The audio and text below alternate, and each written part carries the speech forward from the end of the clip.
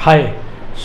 इस वीडियो के माध्यम से मैं बस जो हमारे बहुत कैंडिडेट्स आते हैं स्पेशली जो कि डायरेक्ट एक्सप्रेस एंट्री पीआर की लगवाना चाहते हैं इंडिया से या थ्रू पीएनपी, तो जैसा कि हम जानते ही हैं कि पीआर का जो स्केल है या मैथमेटिक्स है इंडिया से या फ्यूचर में बाहर जाकर भी आप सबसे बहुत ज़्यादा इंपॉर्टेंट रोल होता है आइल्स का। और हम सब जानते हैं 777-8 मैजिक फिगर, क्योंकि जब आप 777-8 लेके आते हैं मैक्सिमम स्कोर आइल्स का 136 पॉइंट है, राइट। उसमें 124 मिलते हैं अगर आपका 777-8 होता है, जिसमें लिसनिंग में 8 और बाकी में 7-7-7। अब कैंडिडेट्स ये भी नहीं देखते या समझते, जो मैं समझाने की कोशिश कर रहा हूँ।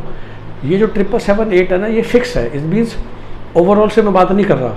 अब इन आपके लेट से तीन जो 7 थे रीडिंग स्पीकिंग राइटिंग, उसमें 2 में 9 आ गए, सोचो। लेकिन एक में 6.5 रह गया, तो भी आपके ना सीधा 50 पॉइंट कम हो जाते हैं। 124 - 50 74। ये तो पहली चीज़ समझनी है। दैट मीन्स तीनों सेक्शन में 7 और लिसनिंग में 8 होने चाहिए। फिर आपके बन गए 124। इसमें से किसी में भी आधा भी कम रह गया तो सीधा 74, 99% आपके पीआर के चांस ख़त्म। दूसरा, फिर इस 124 से लेके मैक्सिमम में सिर्फ 136, तो वो जो 12 पॉइंट है वो कैसे आते हैं? हर चारों सेक्शन के 3-3 पॉइंट। तो लिसनिंग में अगर आप 8 है, बाकी सब में 7-7-7 मिनिमम है, आप 124 पे हो। अब आप लिसनिंग को खींच के ले गए 8 के बदले लेट से 9 पे, तो आपके वो 3 पॉइंट बढ़ जाएंगे, 127। आप रीडिंग को ले गए 7 से 8.5 या 9 या 8, तो आपके 3 पॉइंट और बढ़ गए। तो 777-8 ये एक मिनिमम चीज़ है जो लानी ही लानी है, चाहे आप एक्सप्रेस एंट्री सोच रहे हो चाहे पीएनपी सोच रहे हो।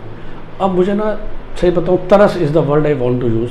फ़ोन आते हैं, 33 साल का कपल है, बिल्कुल डेस्परेट है कनाडा जाने के लिए, सब कुछ है, आपने पूरी रिसर्च कर रखी है, तो मेरे पास आते हैं, कहते हैं सर 2-3 बार ट्राई कर लिया, आइल्स का स्कोर नहीं बढ़ रहा। मैंने कहा कैसे ट्राई करते हो? जो सेल्फ स्टडी करी थी, कोचिंग ज्वाइन की थी। मैंने कोचिंग में कितने बच्चे थे? 10 बच्चे 12 बच्चे। मैंने कहा भाई आपका लाइफ टाइम का डिसीजन है, ये एक बार आप 777-8 ले आए, आपका पीआर लग जाएगा, आप कनाडा पहुँच जाओगे। क्या आप ये नहीं सोच सकते कि जैसे स्कूलों में होता है 11th-12th में आपने देखा होगा 2 तरह की ट्यूशन चलती है 9th से भी। एक होता है कि आप किसी कोचिंग सेंटर में पढ़ते हो 20 बच्चों के साथ, एक होता है कि आप इंडिविजुअल पढ़ते हो या 2-3 बच्चे पढ़ते हो। सो दोनों में कुछ फ़र्क होता है ना।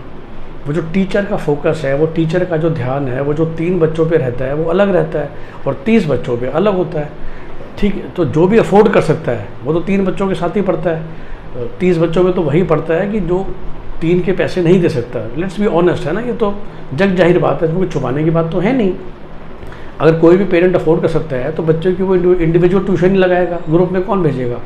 तो सिमिलरली दोस्तों, भाइयों, बहनों, अगर आप कनाडा की पीआर के लिए इतने डेस्परेट हो और फिर आप कोशिश करते हो 10,000 रुपये बचाने की, आप क्यों नहीं एक शानदार पर्सनल ट्यूटर रखते हैं आइल्स का, जो सिर्फ आपको पढ़ाए, आप पे फोकस करे, जितनी मर्जी क्लासें लगाए, और ये आपका टारगेट हो कि मेरे को 777-8 लाना ही लाना है।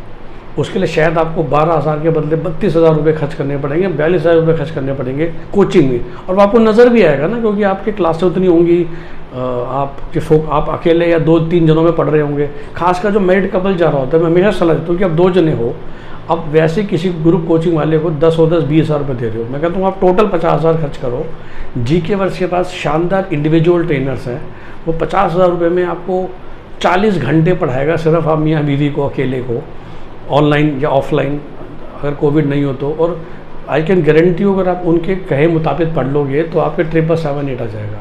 तो नेट जो आपका खर्चा बढ़ा वो 20,000 से खाली 30,000 रुपये बढ़ा, बट उसमें आपका 777-8 आती है, आपके पीआर लगने के जो चांस हैं वो 40% से 99% हो गए। तो यह सौदा बुरा है क्या?